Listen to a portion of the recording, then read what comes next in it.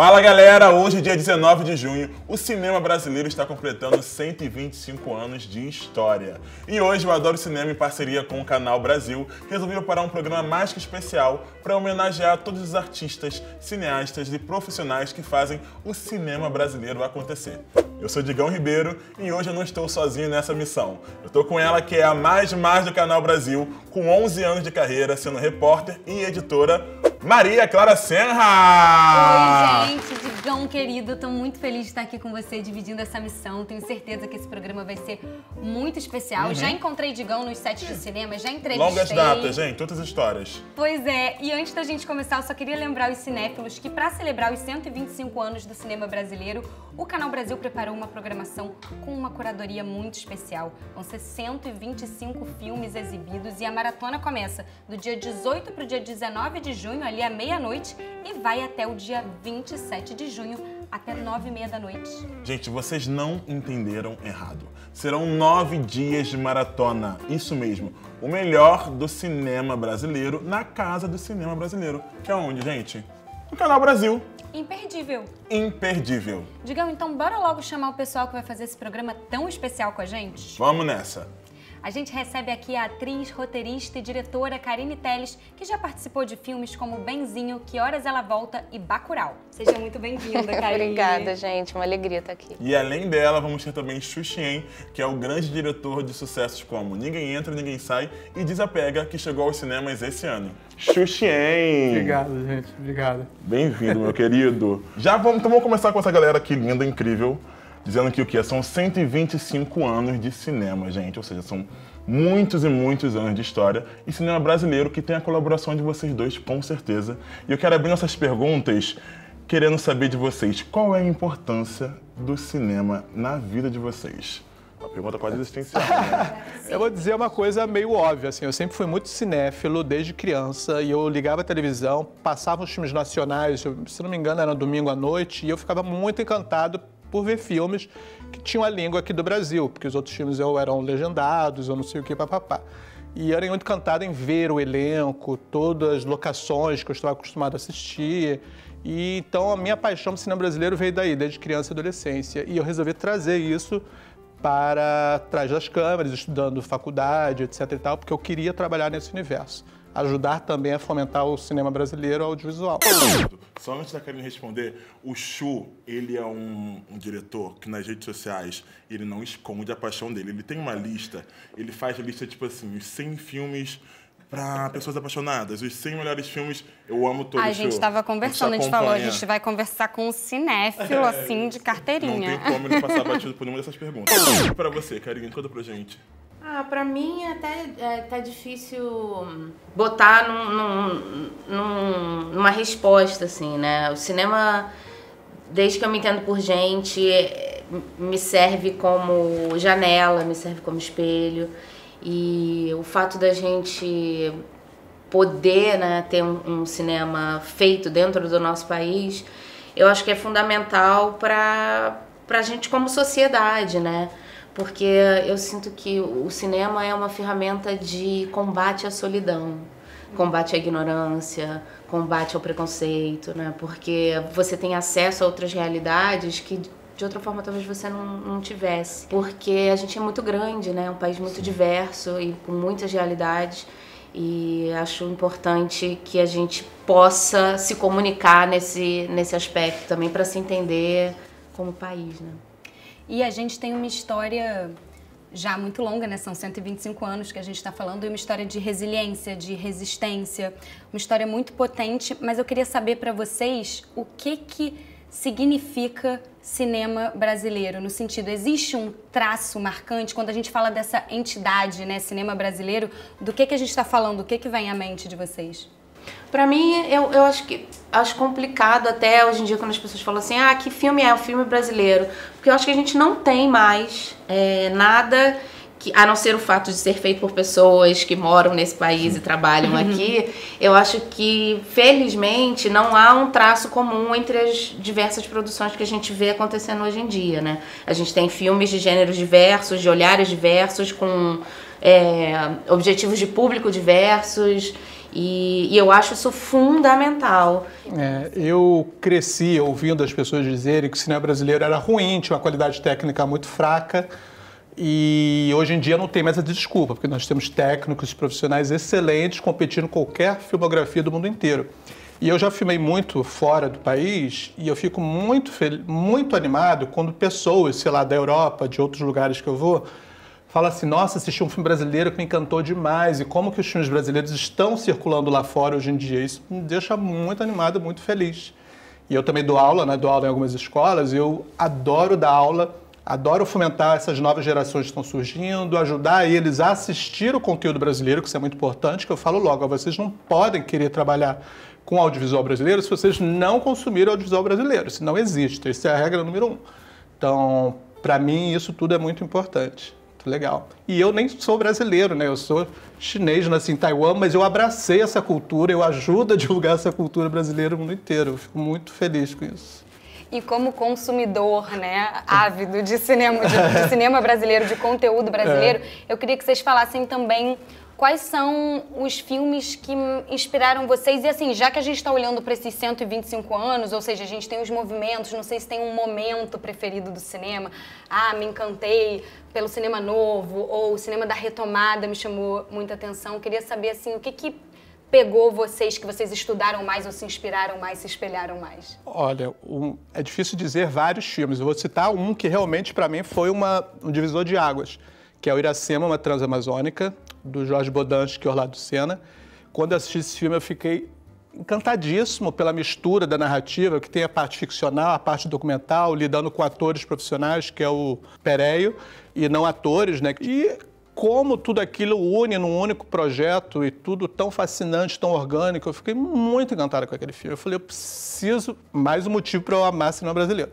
Porque eu falei que aquele filme realmente me transformou. E eu assisti esse filme quando eu era adolescente. Eu falei, nossa, que filme é esse? Eu fiquei muito encantado. O que eu acho, assim, que foi incrível para mim foi aquele momento da retomada ali, Carlota Joaquina, Terra Estrangeira, Central do Brasil, aqueles filmes que começaram a gerar na gente uma esperança de poder estar dentro do cinema também, né? Porque até então, minha paixão pelo cinema brasileiro, feito no Brasil, era uma paixão de espectador eventual, assim, né? Na época que eu era adolescente, a gente tinha ali mais ou menos um videocassete, que era super difícil de achar alguns filmes, aí tinha que esperar passar na televisão, geralmente passava cortado. Enfim, era um momento complicado, né? E não tinha nem como sonhar em fazer cinema, porque a gente não tinha uma indústria, né? Não existia Ancine, não tinha.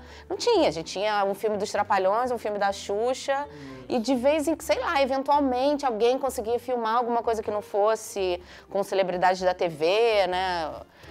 Não tinha nem como ter... Era meio inalcançável. Inalcançável. E aí, na hora que estreou Carlota Joaquina, eu lembro muito, assim, da emoção de comprar o ingresso, sabe? Da excitação de entrar no cinema e falar, meu Deus, um filme dirigido por uma mulher, feito no Brasil, falando da gente, né? Então, eu acho que se eu pudesse falar, assim, um momento marcante pra mim do cinema, como história e como alegria e estímulo, foi esse momento, assim, de ver no cinema um filme brasileiro, contemporâneo, com humor crítico, com um elenco sensacional, assim, foi muito marcante. Isso é muito bom. Você falando de forma afetiva, assim, né, da sua lembrança de qual filme te atravessou mais, me veio na cabeça qual foi o meu. Eu sinto que não é clubismo, gente. Já comecei a olhar para as câmeras. Não é clubismo, mas eu sinto muito forte que o filme que me atravessou mais, assim, até depois com uma carreira já estabilizada, tentando, assim, fazer uma busca na minha trajetória, eu acho que foi Cidade de Deus. Cidade de Deus. Assim, tanto pela importância na época, que eu lembro quando eu era criança, o filme saiu e eu morava na Cidade de Deus já, tinha um glamour falso, né, na cabeça da criança, tipo assim, cara, tem um filme sobre o meu bairro, tipo, que isso, só que era proibido assistir, é isso, sabe? Era locadora, tinha que buscar, rebobinar, e era todo um processo que pra ver tinha que ser escondido, porque tinha um cenas muito forte. Então eu fui ter um contato claro com esse filme, tipo assim, muito mais pra frente. E aí, já com a carreira de ator iniciada, assim, quando eu volto à Cidade de Deus para fazer estudo para os personagens que eu fui fazendo, assim, ao longo da minha carreira, eu resgato memórias que foi o início do Favela Movie, né, assim. Foi tipo... fechando ali a retomada também, e ele quando a coisa começou a se estruturar. Exato. E tem toda uma importância positiva tanto quanto negativa num combate também dessa conversa, né, do que é o Favela Movie, da onda que surgiu dali, assim. Então acho que de forma positiva e negativa, com certeza é um filme que atravessa muito minha carreira. O que eu queria perguntar a vocês, gente, para ajudar a galera que é um pouco leiga nesses termos de cinema e tudo mais, e começar a entender mais o cinema brasileiro que a gente tem. Qual a diferença do cinema comercial para o cinema cult? Como é que a gente consegue, tipo assim, desmistificar o que a gente entende? Capacidade de distribuição, porque eu acho que a grande diferença do que faz um filme ser comercial ou faz um filme ser considerado cult é o lançamento e a distribuição do filme. Mas eu acho que todo mundo que faz cinema quer fazer cinema comercial. A gente quer comunicar, a gente quer comunicar, a gente quer atingir. Então você acha que é realmente mais uma questão financeira, não tem a ver tanto diretamente com linguagem, tipo, escolha de direção? Às vezes as pessoas fazem um filme pensado para ser um sucesso de bilheteria que flopa loucamente. Aí você chama de cinema comercial um filme que não fez sucesso de bilheteria. Talvez um filme pensado para ser sucesso comercial que flopou. Mas eu acho que todo mundo que faz cinema, o sonho é que seja um cinema comercial. Eu acho que a gente precisa desestigmatizar a coisa do sucesso de bilheteria como um traço menos artístico, entendeu? Eu não acredito nisso. Eu acho que a gente tem mais que estimular as pessoas a irem ao cinema, verem todo tipo de cinema, porque é isso que vai fomentar uma indústria que a gente tem provas financeiras, estatísticas, de que é uma indústria que gera muito dinheiro para o país, né? Não só gerando empregos, mas também gerando imposto, trazendo riqueza, né? Moral, no sentido que a gente vai para fora e ganha prêmio e tudo, e também tem a habilidade de fazer filmes que lotem as salas de cinema e que gerem emprego, renda, dinheiro, né? E que, inclusive, são muito importantes, a bilheteria é muito importante para que os outros filmes se mantenham, filmes que talvez, né, consigam permear menos, assim, tenham menos comunicação com o público, mas que são muito importantes também, né? Então, todo mundo precisa de todo mundo nesse sentido, né? Nessa cadeia. Concordo totalmente com você. Eu vi um filme recente, tinha uma cena, eu nunca esqueci, que o roteirista foi fazer um pitching para o produtor sobre o projeto que ele escreveu. E ele foi falar a palavra cult, porque é um projeto cult, o cara falou, para. Se é cult eu não quero 100 espectadores nesse filme. Aí desistiu do projeto. Eu nunca esqueci disso, porque esse nome cult sempre é remetido a alguma coisa para um nicho muito pequeno. Eu já trabalhei em muitos filmes com essa direção, né? Eu trabalhei mais de 100 filmes, então já presenciei, já testemunhei muita situação. E eu nunca gostava dessa certa rivalidade que existia entre um cinema, entre aspas, autoral com o cinema de indústria. Porque não existe isso, tudo é indústria. Não existe um diretor que queira fazer um filme autoral e só queira 10 pessoas assistindo o filme dele. Todo mundo quer público, isso é o que você falou. Tem talvez uma diferença de narrativa, de linguagem, talvez eu acredito isso, né? O que é um cinema mais autoral, se é um cinema com uma decupagem diferenciada, uma linguagem diferenciada, uma interpretação diferenciada, enfim, isso daí, não sei. Acho que isso daí tem a ver um pouco com a linguagem do diretor e não com o tipo de cinema que é feito especificamente. Eu queria que a gente voltasse numa questão pessoal, que é a seguinte, vocês estavam falando, né? Quando vocês começaram a fazer cinema, era outro cenário completamente. Você estava contando, né? Eu acho que Chu também começou ali no início dos anos 90, dirigiu, né, o primeiro curta, Karine também, e era uma coisa muito inalcançável. E agora, né, tantos anos depois, a gente vê, com todas as dificuldades, um cinema muito forte, assim. Como é que é para vocês terem acompanhado essa trajetória? Ou seja, ver Carlota Joaquina, ver Terra Estrangeira ali, ficar torcendo, né, para que o cinema crescesse. E agora vocês participam de um mercado que, com todas as questões, né, tá muito vivo. Eu sinto isso. Como é que vocês sentem isso? Pra mim de vez em quando eu tenho que parar porque a gente trabalha tanto, né? Eu não sei se as pessoas têm ideia, mas enfim, espero que tenham, assim, o tanto de trabalho que é fazer um filme, um curta, um longa, é muito tempo de trabalho investido. Então a gente vai trabalhando e de vez em quando olha para trás, respira e fala, caramba, como andamos, né? Como caminhamos, assim. Eu me sinto muito sortuda, muito honrada de ter conseguido entrar nesse mundo que eu sempre sonhei em entrar, assim, que eu sempre desejei entrar, mas tenho muita vontade, acho que a gente precisa caminhar muito ainda, né? Eu sinto que tivemos, assim, uns 6 anos meio complicados, assim, estamos começando uma nova retomada, né? Sempre esse momento de prosseguir, né? E acho que é uma oportunidade boa que a gente tem de olhar para questões que precisam evoluir, precisam melhorar na nossa indústria, né? Fico muito feliz toda vez que eu posso participar da conversa, né, a respeito da indústria, do que se faz. O fato de eu ter vivido uma época em que o cinema nem era possível, eu acho que eu dou muito valor a conseguir fazer as coisas, né? Eu acho que às vezes eu sinto que tem algumas pessoas de uma geração mais nova que menosprezam um pouco o trabalho de tanta gente durante tanto tempo para que pudesse existir o que existe hoje, que ainda é muito pouco, mas é muito comparado com nada que era quando eu estava crescendo, né? Você citou o ano 1990 e para mim foi um ano também muito divisor de águas, porque foi quando eu fui estudar cinema e o presidente da época, que eu não vou citar o nome, tinha acabado com a Embrafilme, ou seja, acabou o cinema brasileiro. E as pessoas perguntando, Chu, como é que você vai estudar cinema quando não existe mais cinema brasileiro? Tipo, não se fomentava mais, acabou. Pra que você vai estudar cinema? O que você está fazendo, né? E eu tinha deixado bem claro na minha cabeça que era o que eu queria, era o que eu amava, porque nesse nosso universo a gente não tem paixão, porque quando a gente faz, não vai. Porque é tanto obstáculo, tanta barreira que a gente encontra, que se a gente não enfrenta, para isso tem que ter a paixão, a gente não consegue. Eu falei, vou continuar fazendo. Então eu enfrentei, entre aspas, 2 momentos que foram essa loucura. Tanto essa época dos anos 90 e agora, que a gente passou esses 6 anos de valor. Então, assim, é a resiliência, é a perseverança, é ter a certeza que a gente ama isso que a gente quer. Na época que eu fui estudar, obviamente não tinha internet, tinha rede social, não tinha nada. Então, o conteúdo de audiovisual era ou você fazer cinema, ou fazer televisão aberta, ou fazer comercial. Então, era um universo que não se misturava. O que a gente tem de sadio hoje em dia no audiovisual, que todos agora se misturam. Então, quem trabalha com cinema vai para televisão aberta, e por aí vai, se mistura em tudo, conteúdo internet, streaming, TV a cabo. Então, essa nova indústria do audiovisual, ela é muito sadia para todo mundo, gera muito emprego, é mais possibilidade para nós, podemos trabalhar em várias plataformas e mídias diferenciadas. Então, assim, mas é isso, tem que ficar esperto, que senão a gente dança e perde tudo isso que a gente conquistou com muito esforço. Inclusive, a gente passou por um período agora muito difícil, que foi a pandemia. Sim. E eu queria saber de vocês, como é que vocês sentem, assim, o cinema brasileiro depois desse período, assim, sabe? Que todo mundo teve que se adaptar, mudar a forma de vida. Como é que o nosso cinema sobreviveu e como é que ele está agora, na perspectiva de vocês? Não sei se eu consigo dizer com clareza. Eu acho que a gente ainda está entendendo o que aconteceu.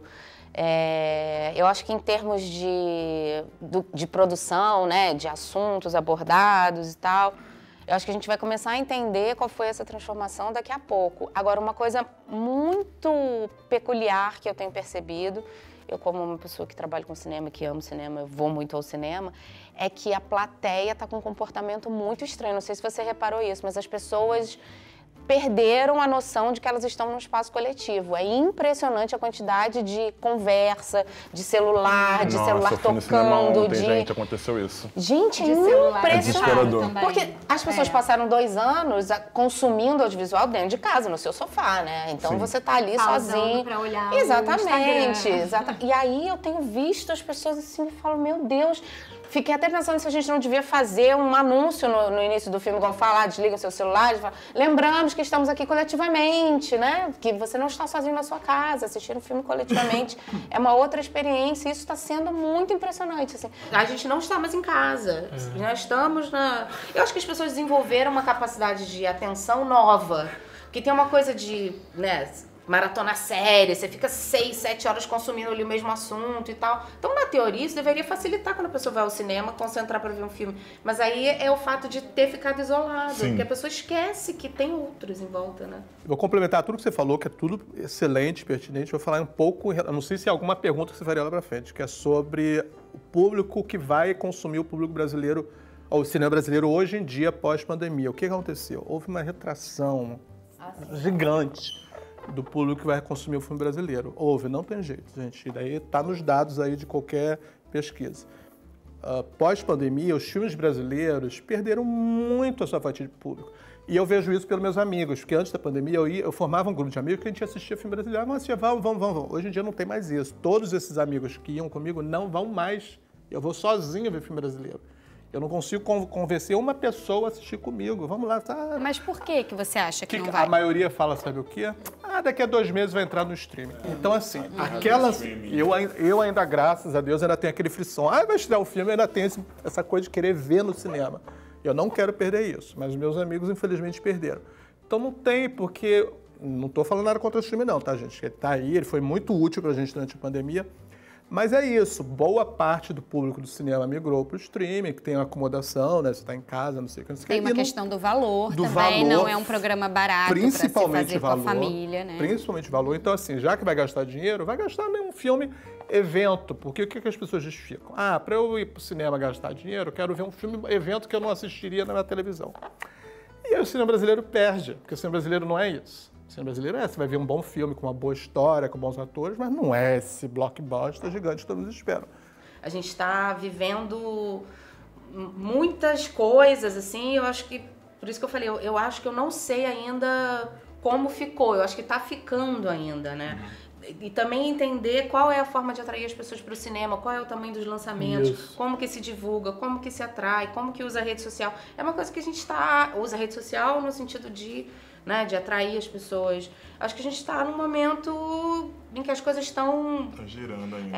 E os fenômenos acontecem e a gente vai entender um tempo depois. O que não dá é para parar. Não, isso com certeza. Uma coisa que a gente consegue sentir também que a pandemia ajudou, em específico nas redes sociais, é ver um avanço de uma nova geração que está vindo aí, né? E essa nova geração tem uma outra relação com a internet, com as redes sociais.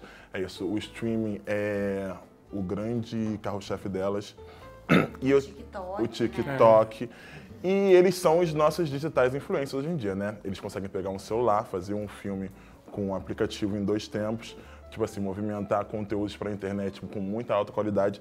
E eu quero saber de vocês, se vocês têm medo e se vocês acham que é possível, essa galera que hoje está aí na geração TikTok, amanhã ou depois, de fato, se as pessoas que vão estar, de alguma forma, pensando no audiovisual brasileiro. Para mim, são super bem-vindos, porque qualquer narrativa é bem-vinda. Eu já vi vários filmes, não só brasileiros como estrangeiros, você vê assim, nossa, eu tenho que me adaptar a essa linguagem talvez, porque os filmes que eu tenho feito, os produtores, expedidores falam, eu preciso ter uma narrativa aqui que dialogue com essa garotada que está ali. Então, isso interfere na sua decupagem, na sua edição, na trilha sonora, na interferência da arte, pós-produção, não sei o quê. Então, a gente tem que ficar abraçando tudo isso. Pode ser que eu tenha que trabalhar com isso em algum momento, mas essa galera nova que está vindo aí, super bem-vindos. Eu acho que tem que trazer, porque, de novo, manter um público de garotos, de garotada que está vindo aí, tipo, como fazer eles assistirem na sala de cinema e não ficarem só no computador, no celular assistindo o que eles gostam de assistir.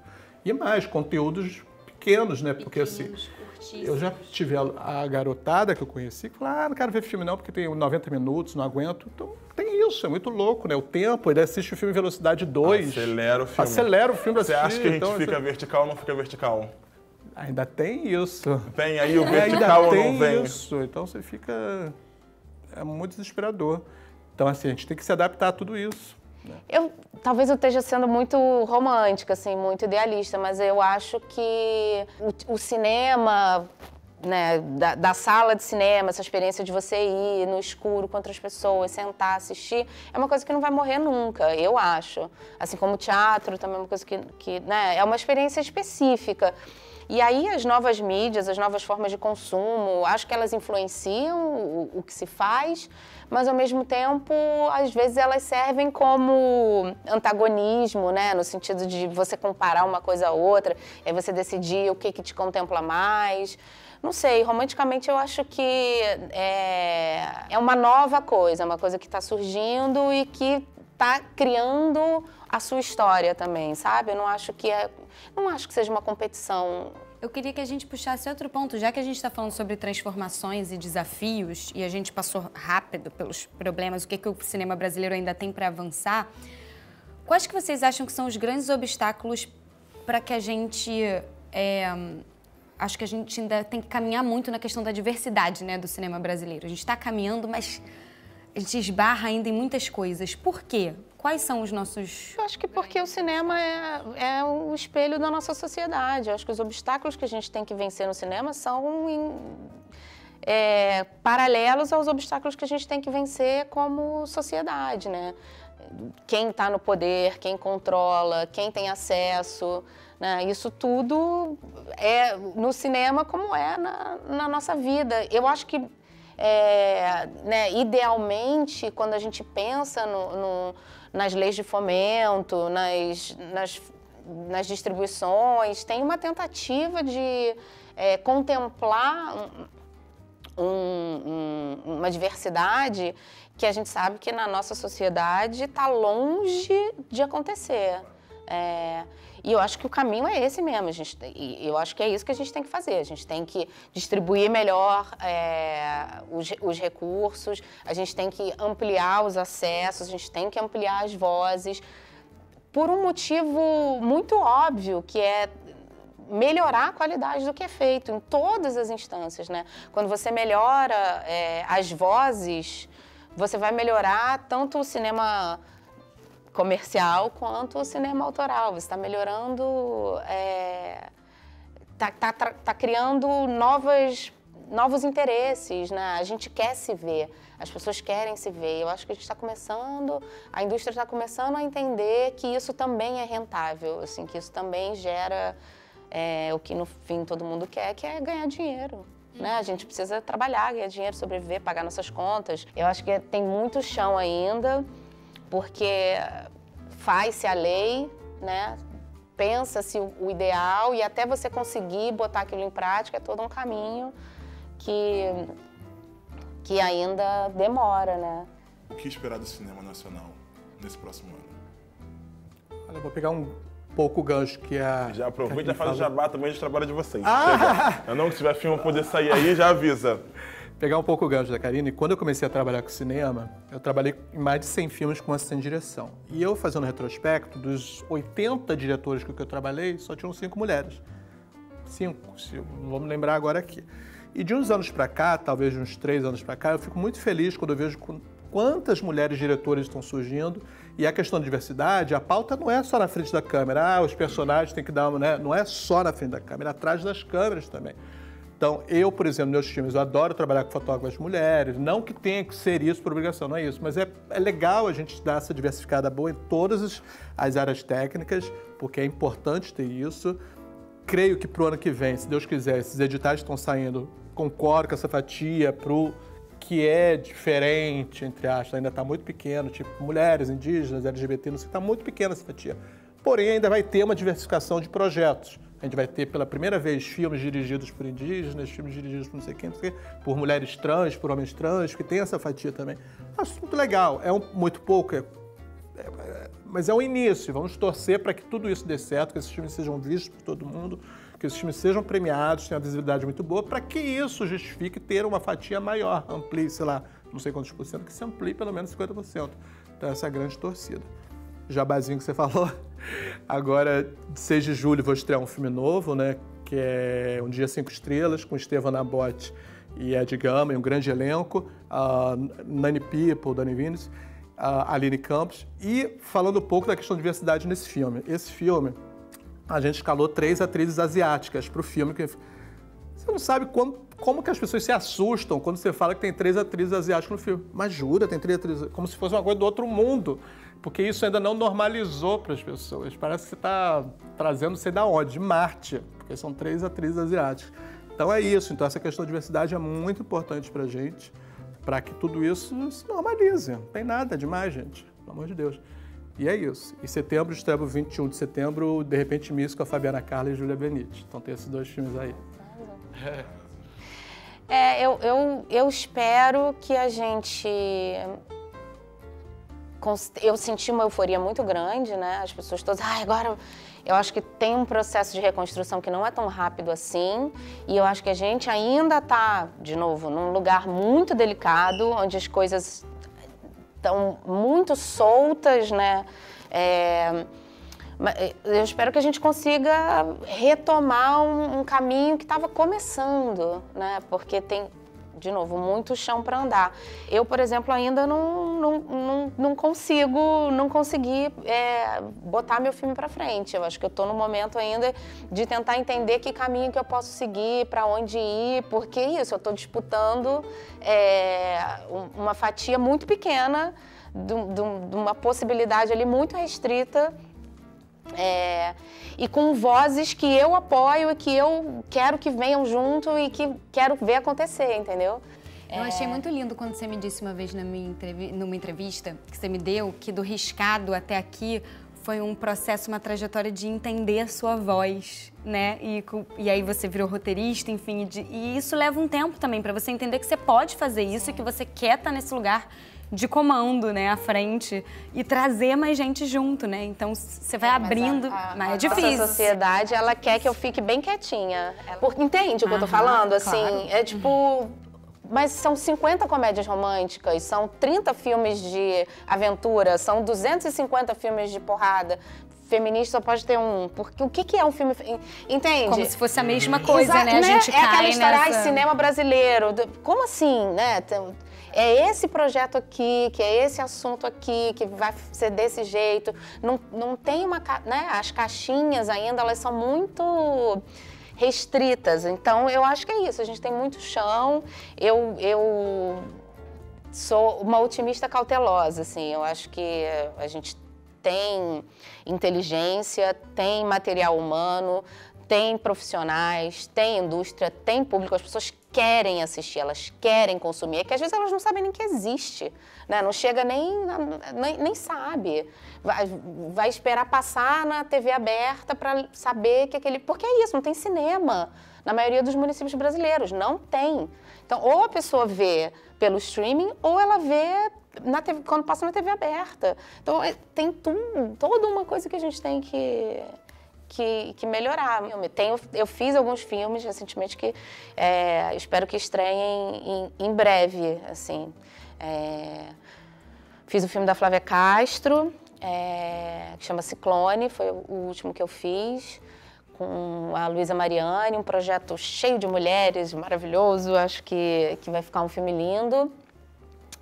E fiz de longa-metragem, né? Fiz um filme que o nome estava mudando, eu não sei como é que vai ficar o nome, mas não sei se vai ser A Vilã das Nove.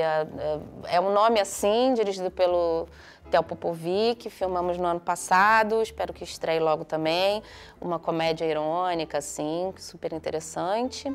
E fiz também, pela primeira vez, uma comédia que eu fiquei muito feliz de fazer, porque eu amo, eu assisto, eu consumo, eu gosto, do Matheus Souza com a Larissa Manoela, que esse já tem até data de estreia, 2 de novembro, nos cinemas. E fiz uma série do Canal Brasil, que, enfim, a gente está falando de cinema, mas fiz uma série do Canal Brasil, que eu tô muito ansiosa, que é O Homem de Abadiânia, dirigido pela Marina Persson, com o maravilhoso Marco Nanini. Nanini, Bianca Comparato, eu e o Antônio Saboia. Foi muito legal, as filmagens foram muito legais e eu acho que vai ficar bem bonito também. Lembrando que João Sem Deus, A Queda de Abadiânia já tem data de estreia no Canal Brasil, dia 13 de outubro. Eu tô muito ansiosa pra ver. Eu amei saber que tem data. Acabei de receber uma notícia excelente, também tô muito ansiosa. E como aqui no Adoro Cinema tem espaço para todo mundo, nós também convidamos elas, Sophie Charlotte e Julie Stockler, para poder falar um pouquinho mais sobre a carreira delas no cinema. Mas calma, que o Chu e a Karine voltam já já para o nosso ping-pong, não é mesmo? E a gente vai receber duas atrizes incríveis agora. Sophie Charlotte já lançou um longa-metragem esse ano, O Rio do Desejo. A gente vai encontrar com ela na tela grande outra vez em outubro, vivendo Gal Costa e Meu Nome é Gal. E ainda tem filme internacional, The Killer, do David Fincher. Seja bem-vinda, Sophie. Obrigada. E para completar o nosso bate-papo, a gente tem a honra de receber Julie Stockler, que participou dos Últimos Dias de Gilda e do grande sucesso aclamado em Cannes, A Vida Invisível. Gente, Julie Stockler! Perfeita! Obrigada. Foi muito lindo. É um prazer estar aqui com Sophie. Muito feliz. Sobre cinema. Assim como a gente conversou no primeiro bloco com Karine e Chu, eu queria que vocês começassem falando sobre a importância do cinema brasileiro na vida de vocês. Como é que foi, como é que começou essa relação com o cinema e o que o cinema brasileiro significa para cada uma?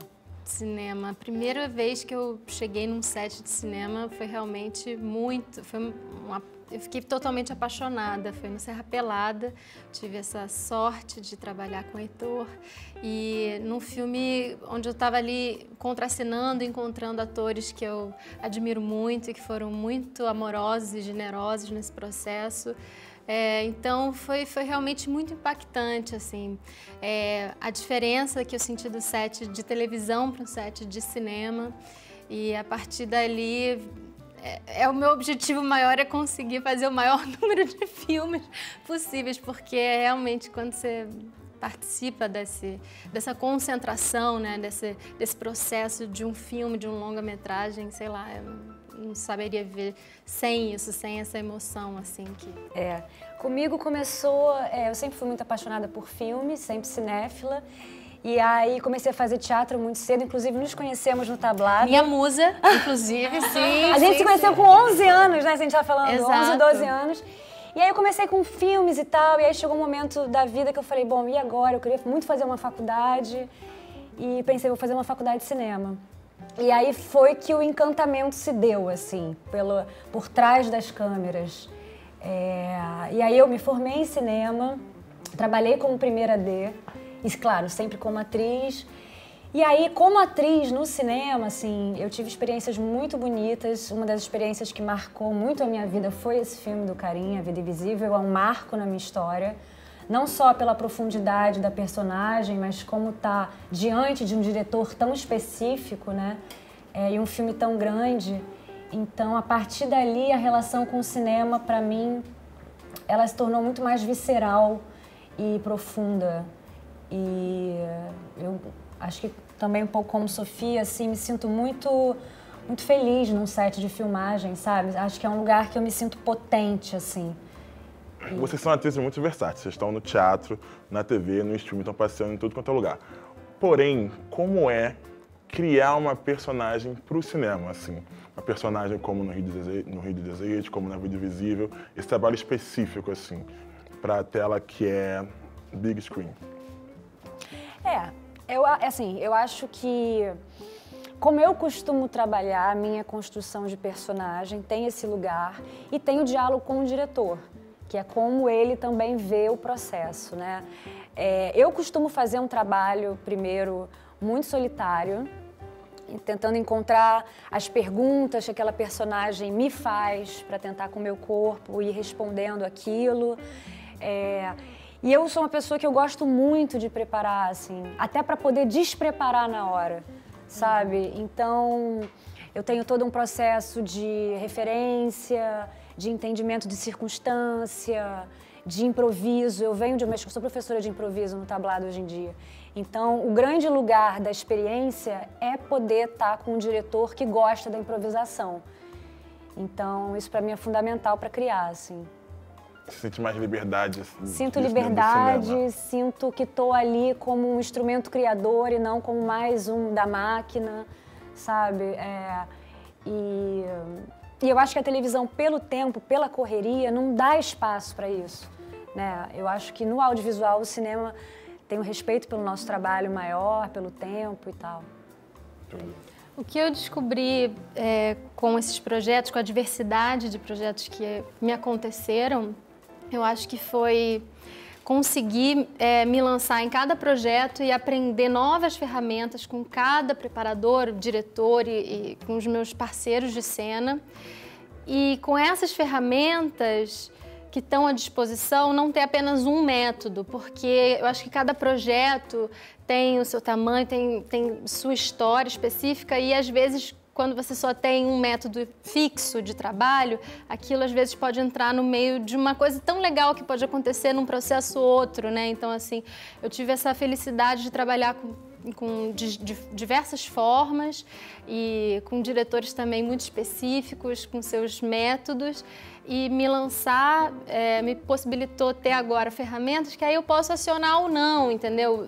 Num projeto vou precisar realmente me aquecer um tempão, ficar ali numa bio e com físico e aquilo vai fazer sentido naquele personagem. Num outro já é outro rolê, então depende muito do processo. Eu acho que é isso também, né? O cinema, inclusive eu e Sophie temos um filme, vou dar uma carteirada.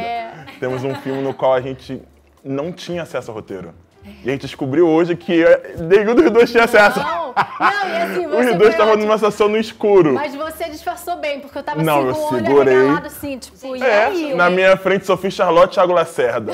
Bragança, filme Felipe Bragança, o Animal Amarelo, Amarelo. gente. Eu falei assim, não, deve ser super natural eu receber só minhas cenas. Tipo, não tenho que saber qual é o arco de cada personagem, não tenho que me preocupar com o que vai vir antes. E aí até pensar realmente nisso como método, sabe? Eu acho que é interessante pra gente no lugar de provocação enquanto ator. Porque talvez realmente eu não tenha que pensar no arco, tipo, da personagem tal, do personagem tal, e não pensar só no meu, que tipo, independente do que for acontecer em paralelo, vai ser gravado da mesma forma, pelo mesmo diretor, pela mesma perspectiva dele de direção, e vai entrar ali naquela história, naquela parte na qual tem que entrar, sabe? Tipo assim, pô, que legal, então vou fazer um trabalho no qual o meu arco vai ser pensado e trabalhado especificamente para aquele trabalho, fazendo parte de um todo. Como é que isso vai imprimir? Não sei. Vamos eu e Sophie Charlotte ver na estreia do filme como é que vai ficar o resultado. A gente não tinha ideia. E é tinha um desespero. Ali, né? E eu lembro da cena que a gente fez naquela fazenda com o Thiago e que era muito intrigante porque ela revela, né?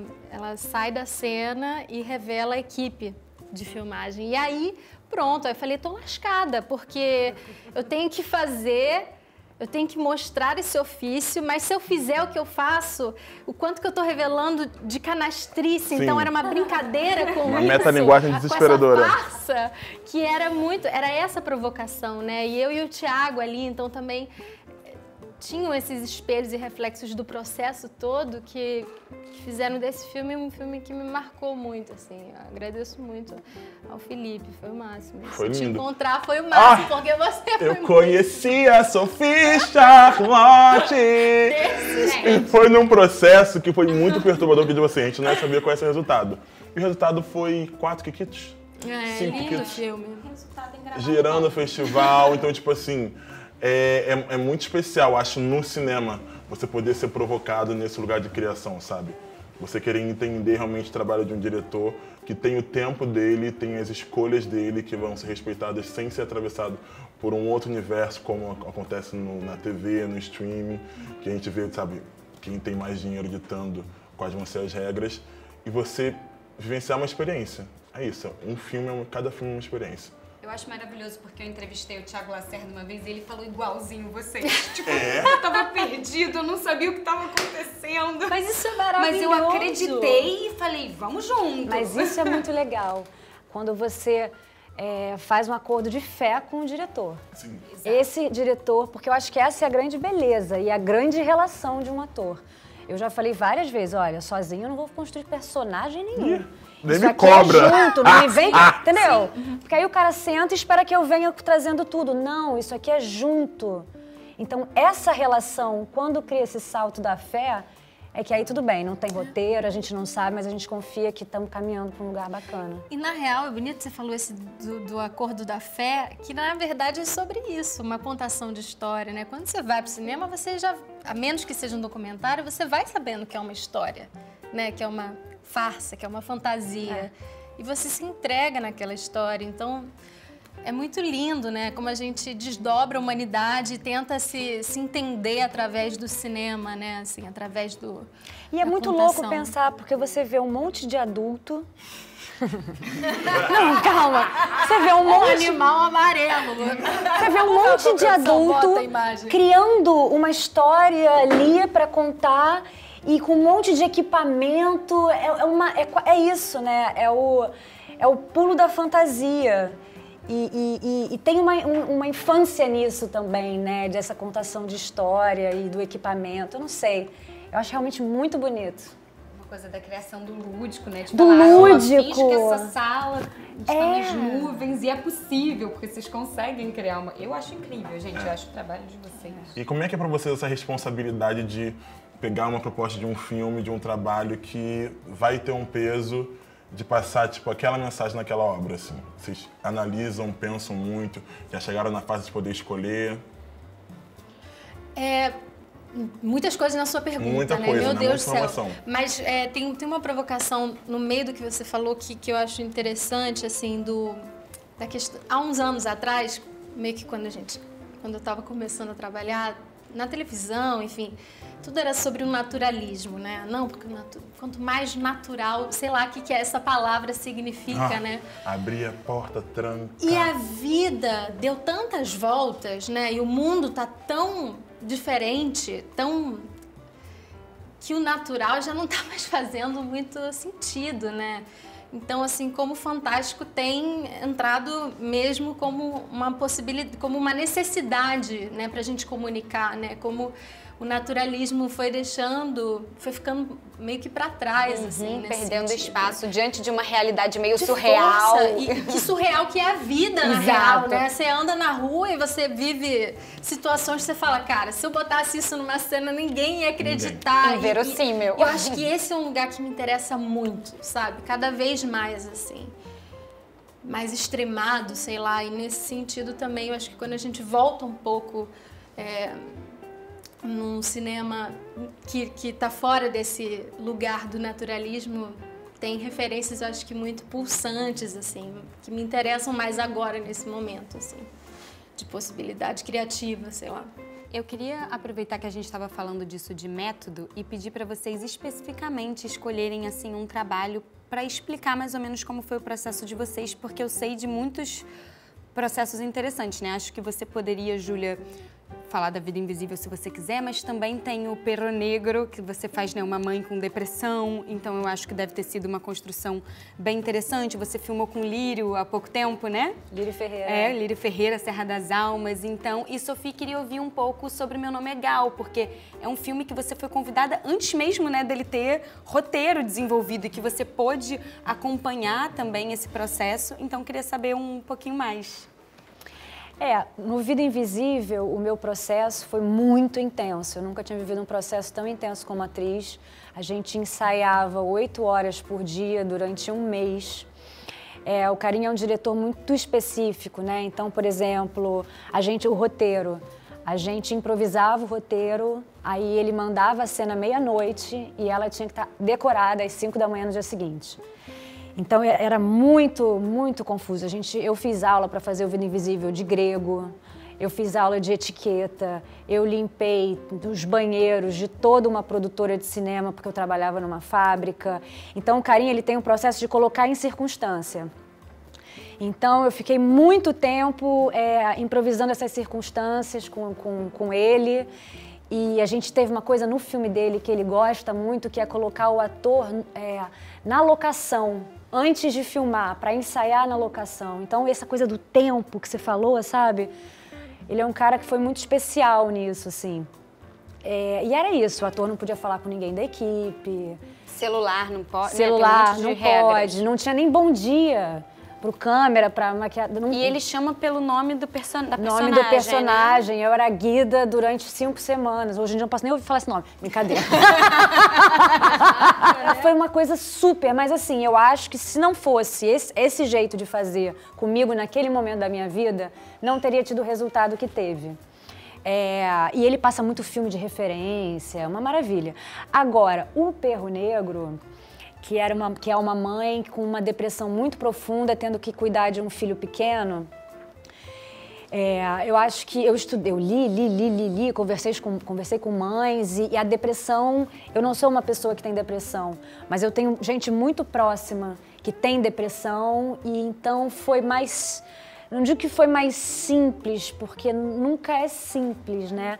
Mas eu tive contato com uma realidade mais parecida, mais próxima. O que foi muito bom, porque quando eu fiz uma novela lá na Globo, eu tinha que fazer uma autista. Nossa, aí foi uma outra... É isso que a Sophie falou um pouco. Cada trabalho exige um lugar. Um lugar afetivo, emocional, temporal, de lembrança. Então, foram muitos processos e cada um... O trabalho chama o processo, né? O trabalho chama o processo. Mas, ao mesmo tempo, eu agradeço por estar envelhecendo e ter essa bagagem técnica, porque, imagina, 15 anos atrás, né? Como era difícil começar, até hoje. Você sente isso quando você vai começar um trabalho e faz não sei nada? Você sente um pouco isso? Pelada, que foi o primeiro que eu fiz. na hora do teste, na hora de falar, nossa, Tereza isso, Tereza aquilo. Isso. Aí cheguei no primeiro dia de ensaio, quando eu voltei, foi um susto, foi um baque tão grande, que eu voltei pro hotel, eu passei uma hora chorando debaixo do chuveiro, pensando assim, e agora? Eu não faço ideia, o que eu vou fazer? Como Eu é que sinto eu vou exatamente fazer isso? Parecia que não tinha mais, mas era realmente sobre um recomeço, né? Então, assim, o filme da Gal, por exemplo, que teve bastante tempo e, enfim, uma responsa de todos nós, né? Uma tentativa de homenagear a Gal Costa, de presenteá-la, porque foi feito para ela, né, esse filme. Então, teve um processo longo de aproximação, tanto da cidade de Salvador, das pessoas e dos amigos. Eu conheci muitos amigos, desde a juventude, da Gal, da família, e preparação vocal. Eu passei, literalmente, anos mergulhando nos fonogramas, porque eu acho que a Gal contou muita coisa, e talvez o legado grande dela, artístico, foi realmente na voz cantada, na história contada no fonograma. A memória, né? Tá... Ela como artista, ela imprimiu ali, ela não estava declarando e fazendo manifestos em outro lugar, mas o corpo dela e a presença dela no palco, no canto, na voz, era o que era a arte dela, né? Tá muito impregnada ali. Então eu fui buscando essas histórias em cada música. E eu contei com a preparação maravilhosa da Amanda Gabriel,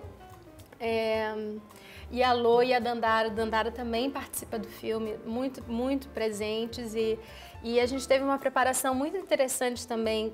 E aí teve o auxílio à presença, o axé do Thales Junqueira, que foi uma preparação e um pensamento iconográfico, assim, da história e do material que se tem de imagem da Gal com os amigos. Então, assim, a gente pegava fotos tem fotos tão lindas, né, da Gal com Caetano, da Gal com Gil, o jeito que eles se tocavam, o jeito que eles estavam, né, ali naquela juventude, na amizade deles, as posturas do corpo da Gal que foram se transformando, né? E isso nos interessou muito, assim, nessa construção, porque é um filme que é um recorte de um tempo, né, assim, da vinda dela para o Rio e até as dunas, né? Até o Fatal. Então tem a ida para São Paulo também. Então, assim, foi um processo deslumbrante, porque ter essa possibilidade de viver essa história, brincar de ser Gal, né, que é uma missão absolutamente impossível, é uma loucura. Mas eu queria brincar disso, então isso, esse é o ofício. Então, foi uma maravilha, vai estrear esse ano e, claro, tem uma expectativa minha e de muita gente, né? A gente também fez para todas essas pessoas que amam essa turma e esse tempo e falar desses artistas que merecem ser enaltecidos e homenageados de todas as formas possíveis, com shows, com peças, com musicais, com filmes. É um privilégio, né? Eu acho que é uma missão nossa também, assim, uma forma de reverenciá-los e de agradecer de alguma forma. E parece ser tanto sobre amizade, amor. Exato. Também, que bonito. Tô ansiosa pra ver. É muito bonito. E vocês colocam muito, assim, de vocês nas personagens de vocês também, né? Tipo assim, pela forma como vocês vão falando, contando esses processos, vocês parecem que são muito atravessadas, assim. Aí eu quero saber de vocês, qual foi o trabalho que vocês fizeram que mais atravessou vocês, assim? Que é isso, sair desse trabalho, mas ele ainda reverbera um pouquinho em mim, até hoje em algum lugar, assim, que eu consigo alcançar e enxergar na minha vida. Assim, acho que é dificílimo, mas esses 3 últimos trabalhos, eu acho que começa com A Vida Invisível, o filme do George Walker, do Perro Negro, e o último do Lírio, que eu sou sequestrada e fico por um cativeiro, me levou para sensações muito diferentes uma da outra, mas que me marcaram profundamente. Eu acho que a beleza do nosso trabalho é aprender também dentro dessas histórias, né? Eu adoro aprender com as minhas personagens, o que elas escolheram fazer, sabe? Como é que elas encaminharam ali. Então foram 3 personagens que me marcaram profundamente, assim. Eu acho que eu tenho que falar do Rio do Desejo mesmo, do processo desse filme, que foi muito especial. foi conduzido pela Fátima de um jeito muito preciso, muito bonito comigo, com os meus parceiros de cena, porque o método dela que é muito físico e passou por, enfim, muitos questionamentos, mas ali no nosso ambiente, com aquele roteiro, fez muito sentido. Então, eu como atriz, encontrar aquele método físico foi importante para mim. Ela estava muito atenta ao caminhar dessa personagem, que é também de liberdade, né? Liberdade do corpo feminino, do desejo, deslocar um pouco essa narrativa de uma mulher entre três amores e de ser uma mulher descobrindo e vivendo plenamente o seu desejo dentro de uma trama, né, que se dá na Amazônia, de uma tragédia amorosa na Amazônia. Então, assim, esse deslocamento do corporal, físico, do processo, do suor, naquela cidade de Taquatiara, aquilo foi muito importante. Então, assim, o cinema também te desloca geograficamente em alguns momentos, e isso é muito rico. Já que a gente falou muito, né, no primeiro bloco também, de diretoras mulheres, enfim, de diretoras à frente de produções, e a gente está conversando aqui sobre filmes dirigidos por homens, mas sobre personagens femininas muito complexas e que a gente não tinha tantas personagens tão boas. Vocês fizeram personagens muito boas, seres desejantes, como você está falando. Como é que vocês enxergam esse momento e essa oportunidade na carreira de vocês de poderem, né, dar vida, de interpretarem mulheres, tão complexas, com tantas camadas, tantas histórias. Só para citar aqui o filme da Gal, Meu Nome é Gal, é dirigido pela Lô Politi e pela Dandara Ferreira, duas mulheres diretoras que dividem a direção, e uma equipe também muito feminina, muito poderosa, e não poderia ser de outra forma. Sim.